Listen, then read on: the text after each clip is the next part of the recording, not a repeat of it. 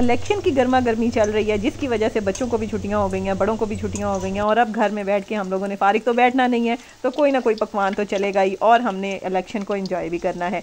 आप लोगों को मैं ये कड़कड़ की आवाज़ के साथ सिखाने जा रही हूँ जी क्रिस्पी पकोड़े, जिसमें एक स्पेशल इंग्रेडिएंट डलेगा जो इनको बहुत अच्छा और क्रिस्पी करेगा। तो चलें जी रेसिपी स्टार्ट करते हैं। मिक्स सब्जियों के पकोड़े हम बनाएंगे, जिसमें सब्जियां आप अपनी मर्जी की भी ले सकते हैं, पालक भी इंक्लूड कर सकते हैं। मैंने पालक की जगह धनिया डाल लिया है, और जी आलूओं की क्वांटिटी थोड़ी सी ज़्यादा रखी है। तो क्वांटिटी क्या ली है, एक मैंने दरमियाना प्याज लिया है, एक दरमियाना बैंगन लिया है, एक गट्ठी धनिया ले लिया है, और 2 मैंने आलू लिए हैं जिनको मैंने चिप्स की तरह काट लिया है। अच्छा, कटिंग आप अपने मर्जी से कर सकते हैं, वैसे लंबी लंबी कटिंग करें तो पकौड़ों में अच्छी लगती है जब उसकी नोकें निकली होती हैं। मसाला देख लें आप, यहाँ पे जी 1 teaspoon red chilli flakes, 1 teaspoon जीरा, 1 टीस्पून नमक, 1 टीस्पून सूखा धनिया, 2 चुटकी मीठा सोडा, बताती हूँ क्यों डालना है, और 1 टेबलस्पून भर के मैंने इसमें डालना है चावलों का आटा, और साथ ही साथ 1/2 टीस्पून इसमें चिकन पाउडर। अच्छा, यहाँ पे जो चावलों का आटा है वो आपके पकोड़ों को खस्ता करेगा, बहुत अच्छा वाला खस्ता, लेकिन इससे ज़्यादा क्वांटिटी आपने डाली तो वो बहुत ही कड़कड़ और चिड़चिड़े से पकोड़े बनते हैं। मैंने एक रेसिपी फॉलो की थी बड़े ही मशहूर बंदे की,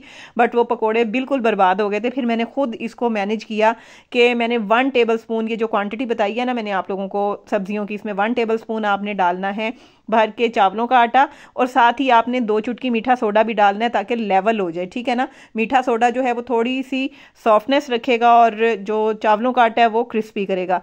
अब जी बेसन 1 कप भर के मैंने इसमें ऐड कर दिया है। अच्छा, एक और क्वालिटी कि आपने बेसन को पहले नहीं घोलना, आपने सब्जियों के ऊपर डालना है। बहुत आसान वाला काम आपको बता रही हूँ, और मिक्स करना है पहले, और उसके बाद जी मैंने ये 1 चुटकी हल्दी भी इसमें ऐड कर दी है। थोड़ा सा कलर अच्छा हो जाता है, टेस्ट भी बड़ा अच्छा आता है। अच्छा, मिक्स करके ना आपने देखना है कि अगर तो बेसन की ज़रूरत और है तो डलेगा, अदरवाइज़ आपने और नहीं डालना। अब यहाँ पे देखिए मैं मिक्सिंग हाथों से कर रही हूँ, पहले स्पून से मिक्स किया, लेकिन ये हाथ से मिक्स करना इसलिए ज़रूरी है कि सब्जियाँ जो है अपना बड़ा अच्छा सा पानी छोड़ेंगी, और बेसन जो है वो सब्जियों के साथ बड़ा अच्छा सा फिक्स हो जाएगा। अच्छा, यहाँ पे बेसन अभी थोड़ा सा मुझे कम लग रहा है, तो मैंने इसमें थोड़ा सा बेसन और डाल के मिक्स करके इसको ढक के अब रख देना है हमने। ये भी एक आपकी टिप है कि आपने फ़ौरन पकोड़े फ्राई नहीं करने, तकरीबन 5 से 7 मिनट आपने इसको ढक के रख देना है। फिर अगेन आपने स्पून के साथ इसको मिक्स करना है, और आपने इसको मीडियम फ्लेम पे फ्राई करना है। अच्छा, फ्राई करने का ये है कि आपने बहुत तेज़ आंच पे इसको नहीं डालना, आपने थोड़ा सा मीडियम से भी थोड़ा सा कम फ्लेम जो है ना गैस का रखना है, और उस पर आपने इनको फ्राई कर लेना है। अच्छा, आपने पकोड़े अगर हाथ से डालने हैं हाथ से डालने, स्पून से डालने हैं तो आपने इनको डाल के थोड़ा सा प्रेस कर दिया करें, इससे पकोड़े जो हैं वो मोटे मोटे नहीं बनते हैं, ठीक है।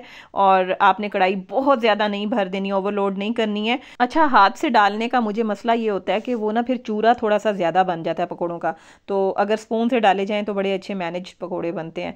तो मैंने एक साइड पलट दिया, तकरीबन 5 मिनट के बाद स्लो फ्लेम अब आप कर दें। बहुत ज़्यादा आपने ना मीडियम रखना है ना स्लो रखना है, दरमियान वाला आपने रखना है, और उस पर आपने इनको फ्राई कर लेना है।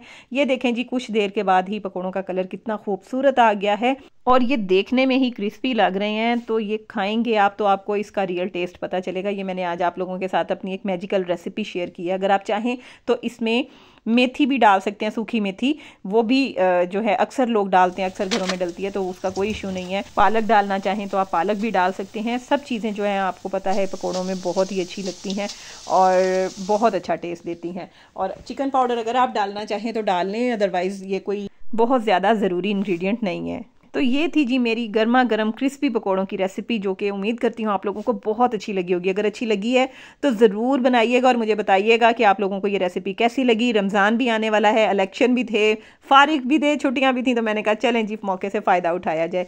दुआओं में याद रखिएगा, जाने से पहले वीडियो को लाइक ज़रूर कीजिएगा। मैं मिलूंगी आपसे अपनी नेक्स्ट वीडियो में। अल्लाह हाफिज़।